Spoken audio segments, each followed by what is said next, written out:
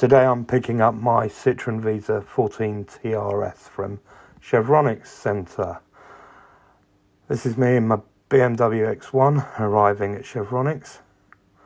In a minute you'll see just on the left hand side, hidden behind this lorry, there it is, some cars out the front, an XM there on the left,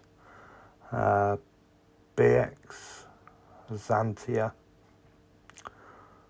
or some van that doesn't belong. Lovely H van there. A Diane, XM estate. There's a C4 like our old one in the car park. Now have a listen to us as we drive out in the Visa.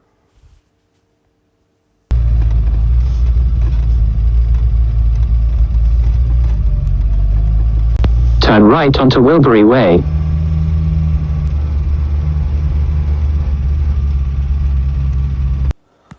So those of you that don't know, I bought this Visa back in August time, October time, somewhere around that, from a guy in London. It was on eBay, and I thought it looked pretty solid from what I'd seen. So I thought I'd just take a punt without seeing it. Now, you should never buy a car without seeing it. Everybody knows that. But I thought, hey, why not? It wasn't expensive, let's be honest.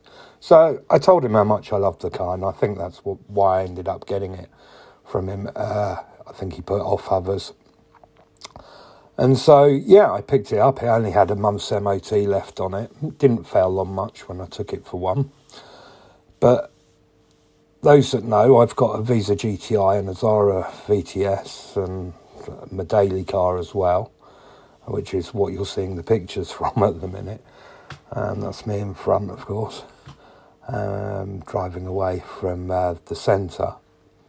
Anyway, I picked up this car and I thought, well, I can't really work on it outside. It's too cold and I've got some health problems, which I don't want to go too much into detail with. So I thought best thing to do was take it to Chevronic's, get them to do the work. And it's taken best part of 3 months, really, just because I couldn't get the rear brakes. And I must say thank you to a chap at Bullwinkle's garage. He actually supplied the brakes in the end that nobody had anywhere, and I mean anywhere. I tried France, Italy, you name it, I tried there. Anyway, so thankfully it's done. It drives well, as you can see. There is some footage coming up in a while with some in-car sound and footage done off an iPhone. This was recorded inside the BMW on a GoPro. This car was first registered in February 1985. So she's quite old now. She's getting on. She hasn't got long and she'll be MOT exempt. Yes. Wow. She has a 1360cc engine, single carburettor. The GT had a twin carburettor. Citroen also made a 652cc Visa, 1124cc Visa, the two 1360cc's, the 17RD and the 1.6 GTI, which I also have, but that's really needs a lot of work. Have a look at some of the other videos for that. The Visa GTI that I've got is an oddball because it's Series 1 105CH. The latter had 115 brake horsepower, and it's got the later interior but the earlier engine, because basically the interior I got when I bought the car was shot to pieces. You couldn't repair it. It was terrible. Anyway, back to this one, the 14 TRS. What does it need now? Well, some would say it needs a good respray, but it sort of tells its life story, so I think I'm going to leave it as it is. It's just the lacquer that's just gone and it's become quite blotchy all over. It spent a lot of its time in London recently, and there's no point trying to work wonders with it. The interior needs doing, the seats mainly, all reupholstering, so I'm going to get that done, because basically you sit on it, on a seat, and you end up on the floor. That's how bad they are, which is quite impressive that me, with my size, is driving this back on a motorway so far off the floor.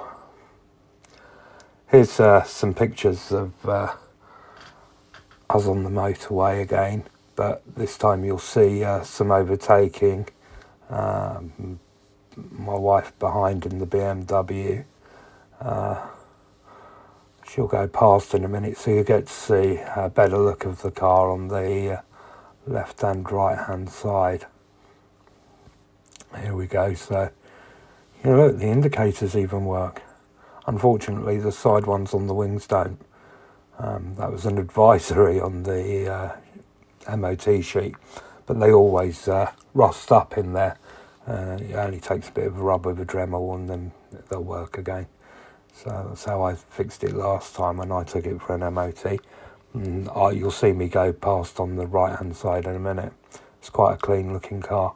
And then coming up next is some in-car footage from my iPhone in the Visa, so it's quite noisy, but I hope you enjoy that. Hope you keep watching to the end. There's some funny little bits nearer the end with an MG that needs a fire engine, and a walk around the car when I park up at home. And I'll give you more information on it next time I do a video, and a bit more about me and my history with Citroens. Thanks for watching, and watch to the end. Cheers. Bye.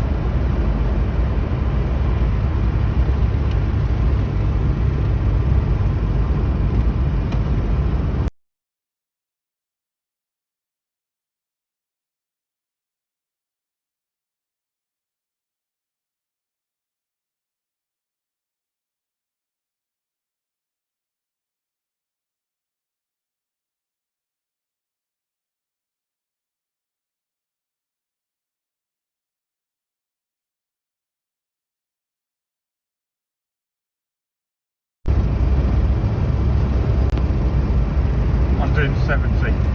I'll buy then. Still doing 70. I'll buy then. Still doing 70. I'll buy then.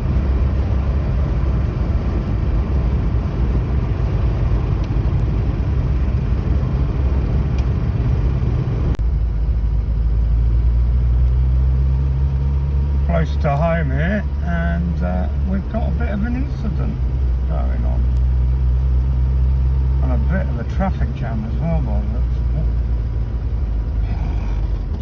Could it be one of those shitty electric cars? Could it? Could it be a shitty electric car?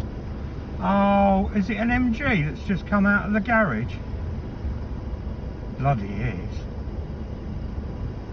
If ever you wanted to see why not to buy these cars, here's a great example.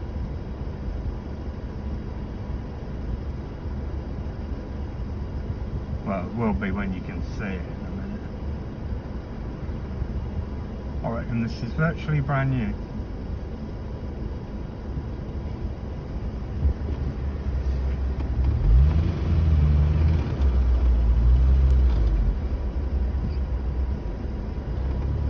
Done like that. Look at that, 71 plate. 71 plate. 71 plate MG. Absolute junk. Get yourself a 35-year-old or 36-year-old Citroen Visa, mate. That's what you want. So that goes down there. That goes there. Slots in there. There we go. She's got a parcel shelf. So we made it back okay. A few things to do. Got some clips to do. Got some paint to do. But she's back and she's got an MOT on her. As you can see. Looking alright. Looks nice from the back, I always think, these. Even with the mud flaps, look at that.